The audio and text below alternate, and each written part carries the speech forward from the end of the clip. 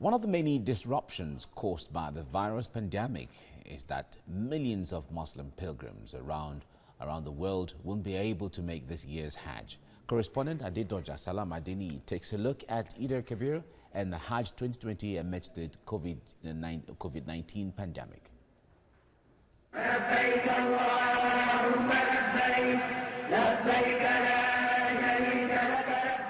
Eid-El-Kabir is the biggest festival for the global Muslim community.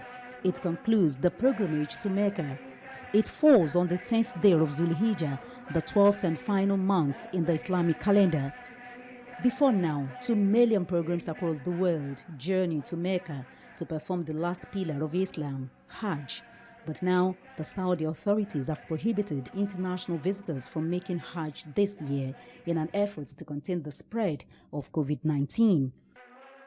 Only a limited number of people already residing in the kingdom are allowed to observe the Hajj rites, according to the Saudi Arabia Ministry of Hajj and Umrah.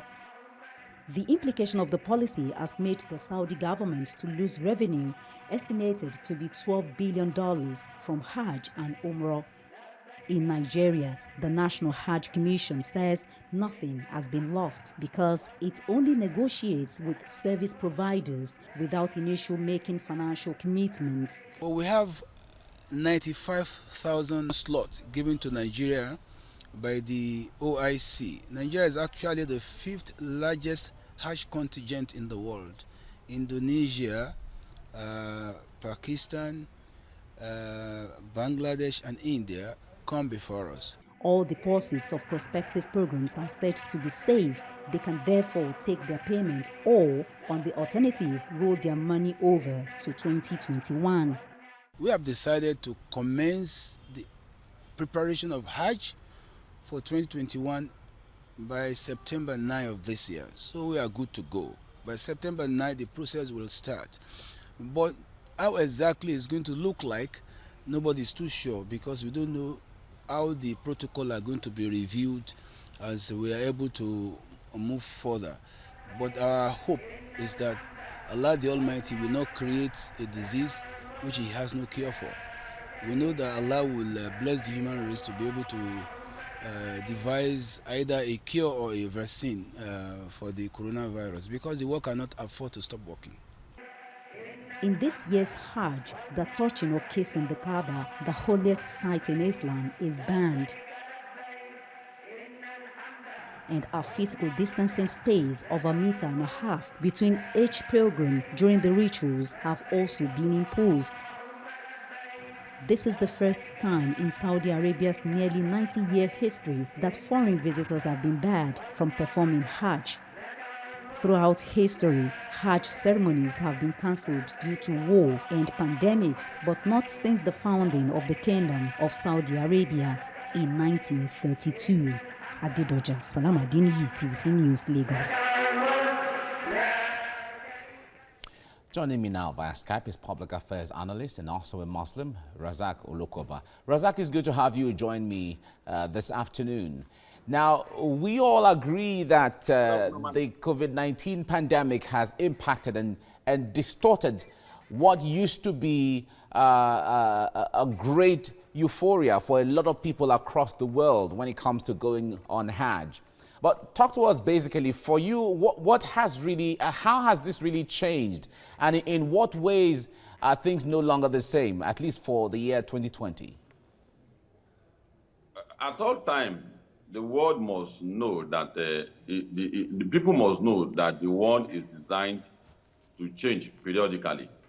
So what has happened now is not only a shock to the people of the world, but it came unexpectedly. And as a people, we must improvise. It is only when you don't improvise and accommodate change that there's always a crisis. What has happened now needs the entire world to realize that the activity of human beings cannot continue as usual again. And that is the only way we can defeat the virus.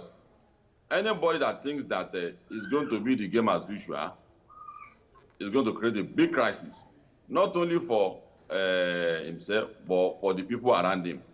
Nations all over the world particularly the Muslim nations, are beginning to familiarize themselves with the challenge of trying to see how they are going to accommodate the crisis of the pandemic. Like the chairman of the Art Commission has said, that a new protocol will be set up, and from what we have heard, there's a lot of program that has been put in place. Nothing has changed in the last 6-7 months. The only thing we must ensure that we do is that the yellow tide period, this festive period, must not lure us into forgetting the usual protocols. If this pandemic must go, we must realize that convenience of what we do in the past has changed. Going to visit our loved ones during this period may not be possible. Even if you go to, they were allowed to come for Hajj, the usual pattern that we used to do, circumnavigation of Kaaba, may no longer be possible. So, by and large, what you are saying is that nobody can be held responsible for this. And if you are in this kind of a situation, all hands must be on deck. Solidarity must come from all quarters, not only from Muslims, even from the Christian quarters, must also join us in advocating and encouraging all the Muslim brothers that this is the period where we have to observe all the rules and protocols of COVID-19. All right. Let us stay at home. It's not going to be the last Eid-El-Kabir that we are going to do. There's going to be more. It came this time as it is, and we must admit that we must do it in this pattern, following the medical advice given by experts. All right. Thank you so much, Razak Olokoba, for your time on the program. Thank you.